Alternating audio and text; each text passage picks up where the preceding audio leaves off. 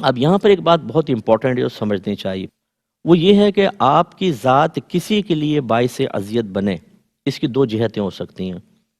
ایک یہ ہے کہ خود شریعت نے آپ کو اس کی اجازت دی ہے، تو اگر آپ بنتے ہیں تو اس میں کوئی مسئلہ نہیں ہے۔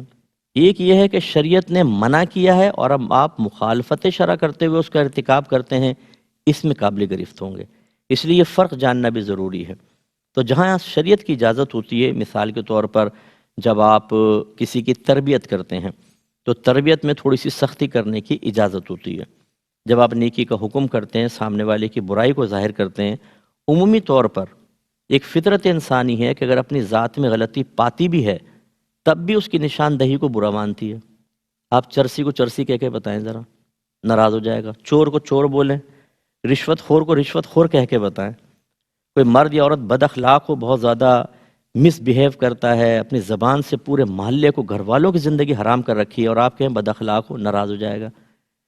تو اب لیکن شریعت نے ہمیں کیا حکم دیا ہے؟ آپ تبلیغ دین کریں، آپ سمجھائیں۔ اس میں اگر کسی کی دل آزاری ہوتی ہے تو الگ بات ہے۔ نبی کریم صلی اللہ علیہ وسلم نے ارشاد فرمایا، جب بچہ 7 برس کا ہو جائے تو اس کو نماز کا حکم دو، 10 برس کا ہو جائے تو مار کر نماز پڑھاؤ۔ مراد یہ ہے کہ 7ویں برس میں پولائٹلی، لیکن 10 برس میں آگے اب نرمی نہیں، اب سختی کریں۔ اب یہ سختی اگر بچے کے لیے دل آزاری کا سبب بن جائے تو اس کی اجازت ہوگی۔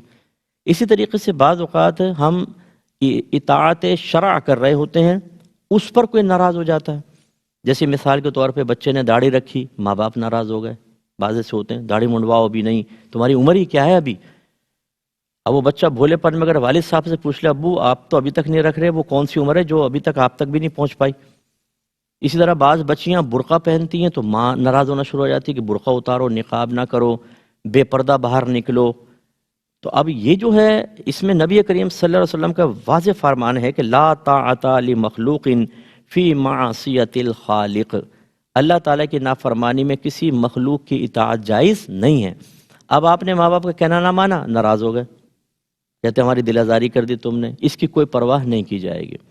بعض اوقات ایک آدمی کی پوسٹ پر آ جاتا ہے گورنمنٹ جاب میں، اب ماں باپ کہتے ہیں اب ہمارے دن پھر جائیں گے، بھائی بہن کہتے ہیں پھر جائیں گے، وہ نہیں ہوتا ان کا مذہبی ذہن۔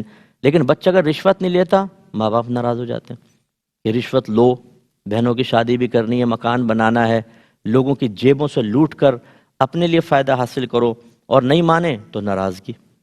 تو اس ناراضگی کی کوئی پرواہ نہیں ہوگی۔ ایسے ہی بعض اوقات ماں باپ میں جھگڑا ہو جاتا ہے۔ ہمارے اکابرین نے واضح طور پہ لکھا، یہ دونوں میاں بیوی ہیں، ان کے معاملے کو اللہ پہ چھوڑ دیجئے۔ آپ کو یہ حق حاصل نہیں کہ کسی ایک فریق کی طرفداری میں دوسرے سے بدتمیزی کریں، سیدھے جہنم میں جائے گا آدمی۔ اگر توبہ نہیں کی تو گیا کام سے۔ اور خاص طور پر اس وقت کہ جب ان میں سے ایک فریق آپ کو یوز کرنا چاہ رہا ہو، جو اکثر مائیں ہوتی ہیں کہ جب بچے جوان ہو جاتے ہیں تو وہ بچوں کا یہ ذہن بنا رہی ہوتی ہیں، بیٹا میں اس لیے تکلیف برداشت کر رہی ہوں، کل میرے بچے جوان ہوں گے تو پھر میں دیکھوں گی کیسے مجھے اذیت پہنچائے گا۔ وہ بچے جوان ہو جاتے ہیں تو ماں پھر ان کی طرف اگر باپ ڈانٹنے لگے، کچھ غلط اور معاملہ کرنے لگے تو وہ بچوں کو سامنے کھڑا کر دیتی ہیں، وہ ماں باپ کے بیچ میں آ کے والد صاحب سے بدتمیزی کرتے ہیں۔ یہ شرعاً جائز نہیں ہے۔ اس میں ماں کی نہیں مانی جائے گی، چاہے وہ ناراض ہوں، چاہے وہ کہے میں دودھ نہیں بخشوں گی، چاہے وہ کہیں کہ جا میں تو میرے جنازے میں نہ آنا۔ یہ آخری ایموشنلی بلیک میلنگ کا آخری سب سے پتہ یہ ہوتا ہے، میرے جنازے میں شرکت نہیں کرنا۔ تو ایسی ناراضگیوں کی کوئی پرواہ نہیں ہوگی، ٹھیک ہے نا؟ تو یہ ذہن میں رکھنا چاہیے کہ جب آپ اسی طرح جج ہے، مجرم کو سزا سنائی، اس کا دل ٹوٹ گیا، تکلیف پہنچی، اس نے اگر وہ جواب میں کہے جج صاحب آپ نے مجھے بڑا ہرٹ کیا ہے اور یہ تکلیف آپ کو جہنم تک پہنچائے گی، ارے بھائی جرم آپ نے کیا، وہ سزا نہیں سنائے گا تو کیا کرے، ہوا میں اڑا دے۔